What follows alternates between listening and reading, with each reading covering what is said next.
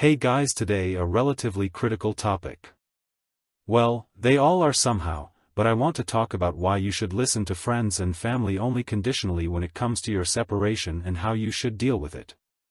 First of all, I don't want to leave any doubt that the people you are confiding in have nothing but your best interests at heart. It also hurts them to see you like this, and to some degree they are helpless. They can do no more than give you well-meaning advice. And whatever you say, it seems wrong to you. Either it encourages you to do such things that are illogical, or they want you to accept it and forget about your ex. But of course you can't just do that. The point of talking about it with friends and family, in my eyes, is to talk, to put it into words, to let it out. It is a process that can bring you an incredible amount and can and should lead to self-knowledge. Don't keep it inside. It is true that you need someone to talk to. But they can only reach you to the extent that you allow it inside, and you have to come to the point yourself where you are ready to accept certain things that you could not change.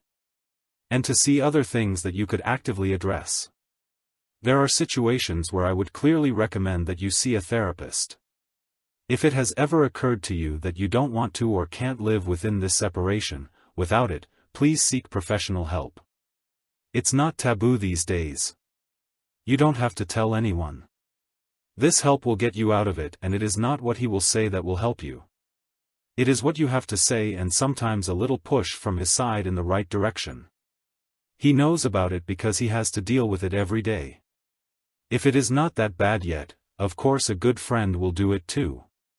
Just don't assume that they can open the way for you and that everything will be fine because they know. They are your friends, they want to help you actively, and better sooner than later. That sabotages it then mostly. The solution suggestions, which stand to the choice, go from write a letter, show her with a big gesture your love, over forget her simply and, it is, how it is. Or it are perhaps good pieces of advice, like, give her the time to miss you. That's how it was in my case. I'm lucky to have 2 to 3 really good friends, one of whom just listened and one of whom took the direction that I should leave her alone. But when you're hurting like you are right now, you have a certain thought process. Anyone who objects is not heard or is shot down with the words, "You have no idea." That is exactly true to a certain extent. No one knows what exactly was between you except the 2 of you. But you will see people who strengthen your thoughts as confirmation that your gut feeling is the right way. Then you will do what seems right to you. For example, if their opinion is to break no contact, 5 people can tell you that's not a good idea. You just have to remember that this person may never have had so much of a breakup and may have been sitting in a movie theater yesterday. They are now transferring this to you. There it also worked out. This opinion of this person is then evaluated so exaggeratedly strongly that it brings you to do something stupid. You simply can't and won't distinguish that at the moment. Now for the people who will simply tell you to give up. At a certain point, I agree with them. But giving up chasing your ex and giving up the idea that the person is someone you would like to be with are 2 different things. One is a decision, the other is something subconscious related to your self-worth. You should go directly into no contact as soon as you have communicated your status quo. You love her, you want to work with her on the relationship, and if she changes her mind, she can come forward. And then you go on your way and don't look back until she decides that you want your paths to cross again. Because if you have the image in your mind, don't run because of it, and mourn after her. If she ever wants it that way, she will be so far away from you that you won't be able to reach her. If someone tells you now, it's over, let it go. Then that person is right. It is over. But everyone has to understand that at his own pace. You're not doing yourself any favors by trying to hammer this truth into your head or rejecting it completely just so you can feel good again.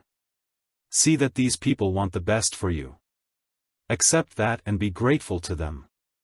But also realize that it is your path and no one but you is responsible for it.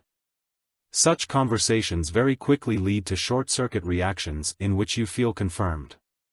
But the topic of an ex back is a marathon and not a sprint.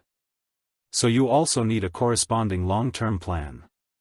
You need to have done something about you and actually expect her to do the same if you want this relationship to work in the future. I have a nice quote from Einstein about that: the definition of insanity is doing the same thing over and over again and expecting different results. That sums it up to a T. You are insane if you think she could come back tomorrow and you could continue together as before.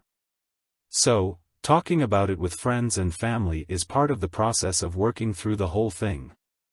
Putting it all into words helps you. Not just hearing it in your head. There are other ways to do that. As ridiculous as it sounds, make a pro and con list.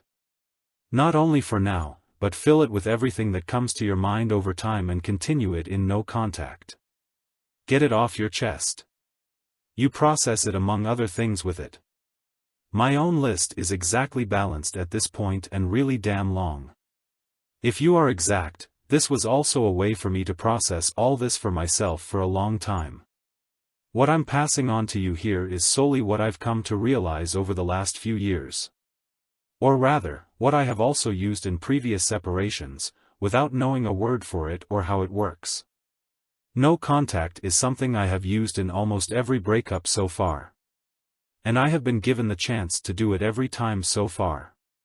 However, I then didn't want it or simply didn't recognize the opportunity as such. That would be different now. Well, except for once, maybe. But there were also plates flying at the end. Let's cross them out. Take care and until the next video.